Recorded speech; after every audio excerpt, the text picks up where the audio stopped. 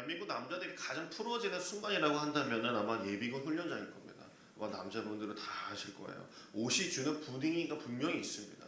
화이트 칼라 뭐 직장인이라 할지라도 이상하게 예비군 훈련장만 가면 다 풀어져서 다 널브러져 있고 다 자고 이렇게 되는 모습을 보이죠. 성지자 셔츠, 저도 이런 십자가 수가 들어가 있는 셔츠를 이렇게 하고 있는데요. 간혹 이렇게 물어보시는 분들이 많아요. 뭐 물어보고 싶으신데 안 물어보시는 거겠지만 왜 그걸 하고 있어요? 라고 이렇게 물어보시는 분 가끔 계십니다. 이전 교회에서도 그랬고요. 이렇게 입고 다니면 불편하지 않느냐? 라고 이렇게 물으시죠. 엄청 불편합니다. 시선이 아주 불편합니다. 교회에서는 상관없어요. 동네만 나가면 저 사람 뭐 하는 사람이지? 친구예요? 아니 목사인데요? 그럼 그때부터 막 이런저런 얘기를 막 붙이기도 합니다. 이게요, 뭐 멋있어 보이려고 하는 게 결코 아닙니다. 개목걸입니다. 이거 하나님의 개목걸입니다. 주의정이라는 표시죠. 저도 이거 웬만하면 안 하고 싶은데요. 언젠가 어떤 권사님이 이런 얘기를 하시더라고요. 목사님, 이제 목사님 시작하셨는데 목사님 은퇴할 때까지 이거 벗지 마세요. 라는 말씀을 한번 하시더라고요. 전 그 얘기를 듣고 이거 되도록 벗지 말아야겠다. 정말 하나님의 종으로서 불편함을 감수하더라도 주님께 가까이 가려면 이런 거를 그래도 입고 거룩한 부담감이라고 할 수 있겠죠. 거룩한 부담감. 겉으로 보기에는요, 예수 믿는 사람이나 믿지 않는 사람이나 겉보기엔 다 똑같아요. 다 예쁘고 다 이렇게 잘 살고 이렇게 똑같이 보입니다.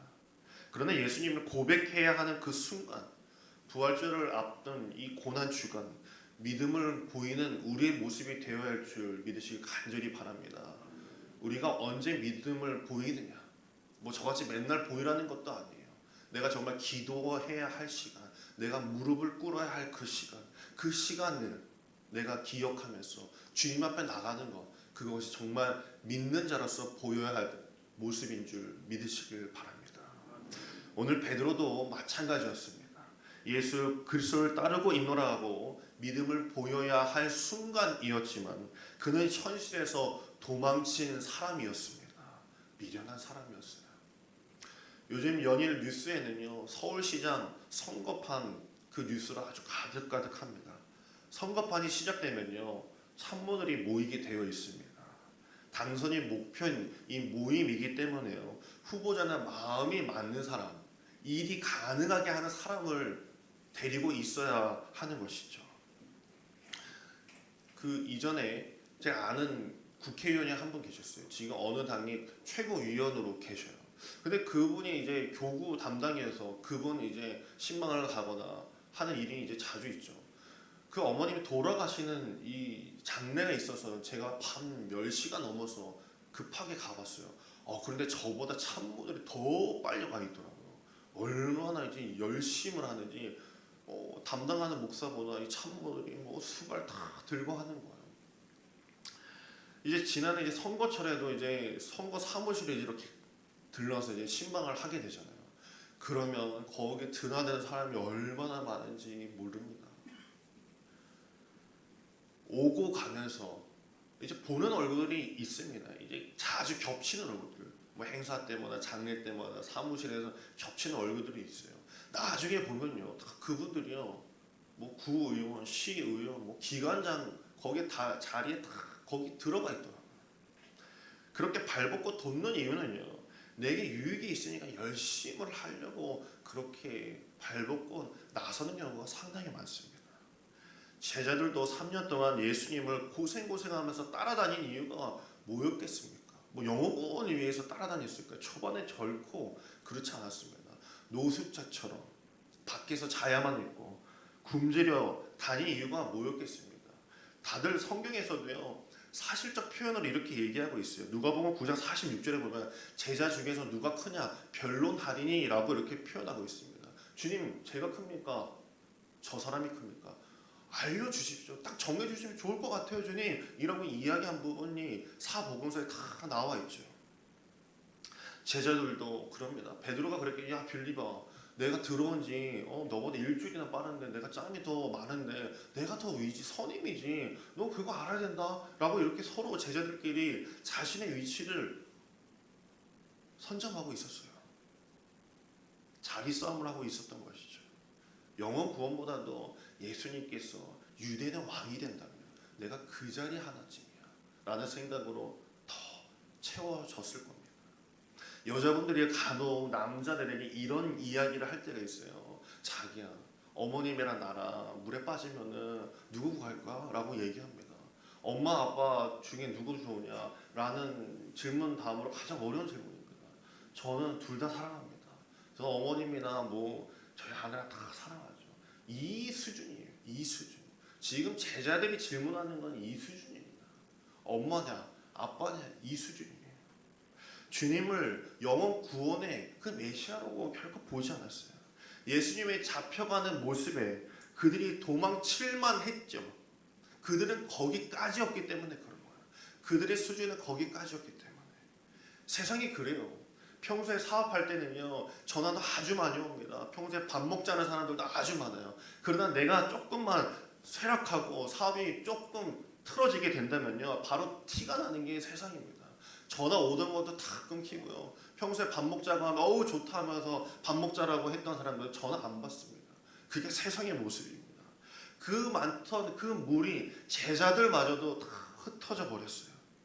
조금 전까지만 해도 칼 들고 내가 주님을 보호하겠다라고 하면서 앞을 가로막았던 그 제자들이 다 떠나버린 거예요.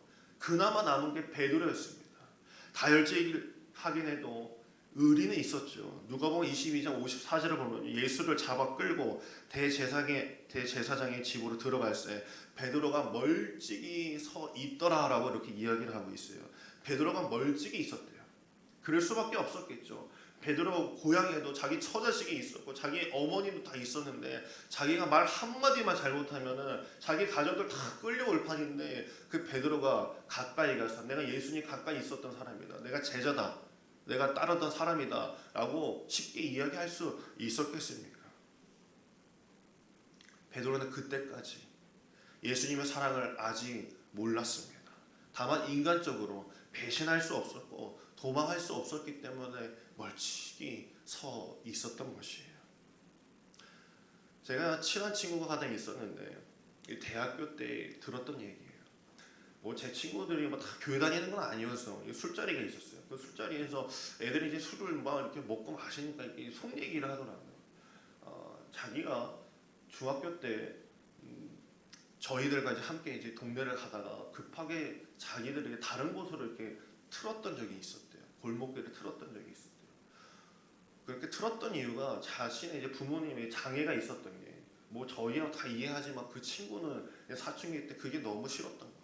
그래서 자기 친구들에게 보이기 싫어서 골목길을 틀어서 다른 쪽으로 인도했다는 거죠. 그게 그에게 아주 마음에 걸렸던 부분이래요. 이제 나중에 나이가 이제 들어서 부모님께 미안하다, 죄송했다 라고 이렇게 이야기하자 그 부모님이 이렇게 얘기하죠. 나는 다 알고 있었어, 괜찮다 라고 이렇게 표현을 하신다는 거예요.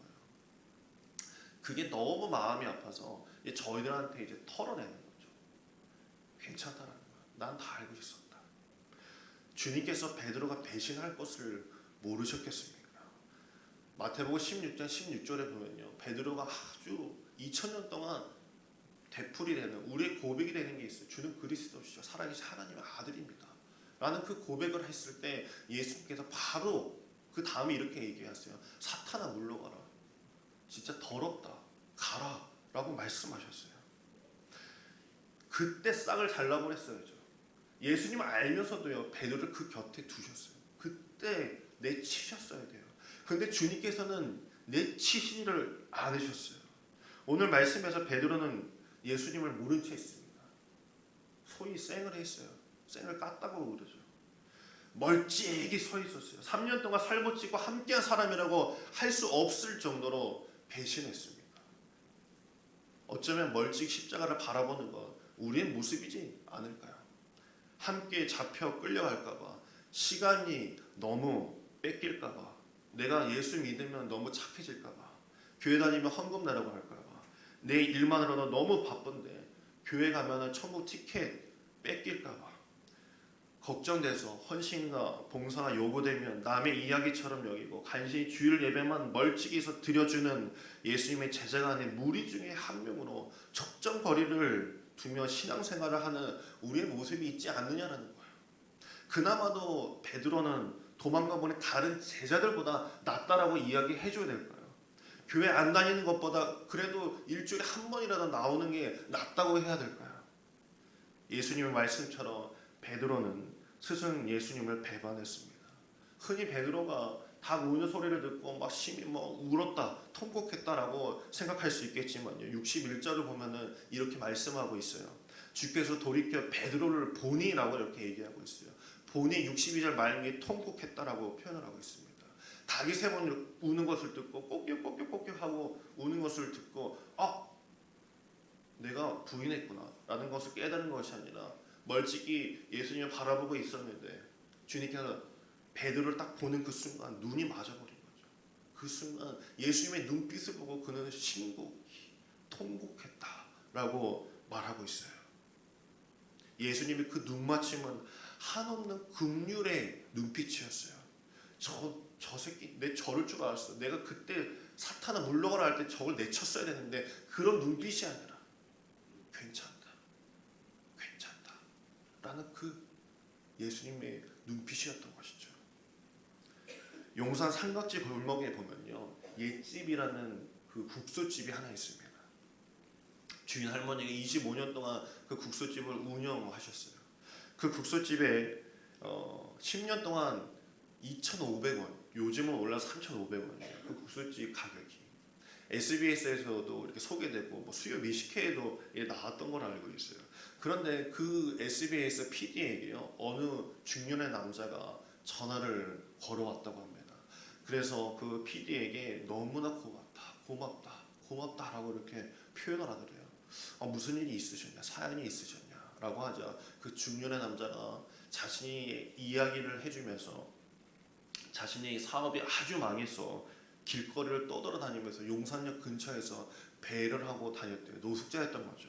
이것저것 한 끼를 구걸하고 다녔는데 아무도 자기를 받아주지 않았더래요. 그래서 자신이 홧김에 진짜 다 불질러버리고 나도 죽어버려야겠다 하면서 그런 마음을 가지고 막 돌아다니고 있었는데 어느 옛집 그 국수집에서 문을 열어놓고 있었는데 너무 냄새가 좋아서 들어갔더라는 거죠. 그 들어간 그 집에서 국수를 먹고 도망칠 요량으로 있었는데 그 할머니가 다 먹은 거 보고 국수를 하나 더 말아준 거예요. 그 말아준 걸 먹으면서 돈이 없으니까 도망을 쳐야 되잖아요.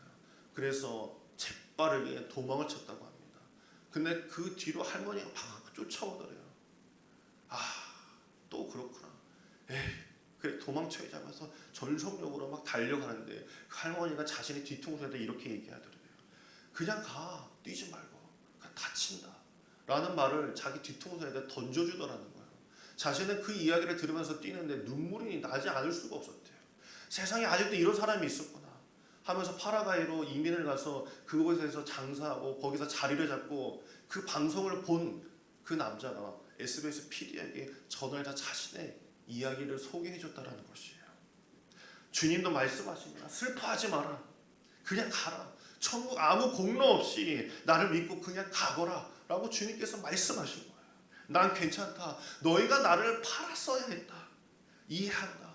뛰지 마라. 베드로야. 염려하지 마라. 그 눈빛, 멀찍이 서 있었던 그 베드로에게 그 눈 맞춰 주셨던 그 예수님의 눈빛이 바로 그 눈빛이지 않으셨을까요? 우리도 고난보다도 큰 아픔을 감당하시면서도 내가 십자가 지니까 이 정도 해야 하는 거 아니야. 내가 얼마나 잘해줬는데 날 배신하면서 주님께서 우리에게 나무라지 않으십니다. 주께서 돌이켜 베드로를 보시니 두 눈을 마주친 순간 눈만 봐도 알지 않겠습니까? 베드로의 눈에는 눈물이 가득 찼을 거예요. 나는 배신했는데 주님은 나에게 아무런 나무라고 하지 않으시고 그 사랑의 눈빛으로 나를 용서하시고 나를 긍휼히 여기셨구나. 그래 나를 팔아라. 내가 너를 위해 십자가를 지노라 라고 주님께서 말씀하셨어요. 주님은 오늘도 그와 같은 눈빛으로 그 말씀으로 우리에게 사랑을 전해주실 줄 믿습니다. 그것이 바로 십자가의 사랑인 줄 믿으시고 그 마음으로 이 고난주간 주님께서 나를 위해서 십자가를 감당하신 그 마음, 그것을 기억하시고 한 주간도 승리하는 여러분에게 간절히 소망합니다. 오늘 같이 질문 나누도록 하겠습니다. 나는 멀찍이 서서 주님의 십자가 지심을 보고 있습니까? 내가 어디서 주님 십자가를 바라보고 있습니까? 멀리서 바라보고 있습니까? 하지만 주님께서는 그 긍휼의 눈빛으로, 사랑의 눈빛으로 여러분을 지금껏 지켜보신다는 것을, 바라보고 계신다는 것을 기억하시고 사시길 간절히 바랍니다. 기도하겠습니다. 우리의 생명이신 하나님, 날마다 주님의 뜻 안에서 살게 하여 주시옵소서. 이 고난주간 이 새벽에 저희의 눈을 뜨게 하시며 주님께 기도할 수 있게 하심을 감사드립니다. 이 시간 올려드리는 모든 기도의 제목들이 주님께 기쁨이 되길 원합니다. 우리의 온전한 기도 제목이 응답받아 간증거리가 되게 하시며 하늘의 은혜가 가득한 하루 되게 하여 주시옵소서. 우리의 마음이 세상과 타협하여 옹졸하지 않게 하시고 우리 주님 예수 그리스도의 사랑처럼 넓은 마음으로 용서하고 덮어지며 함께 할 수 있는 하나님의 그 성숙함을 닮아가게 하여 주시옵소서. 주여, 멀찍이 바라보고 있지 않습니까?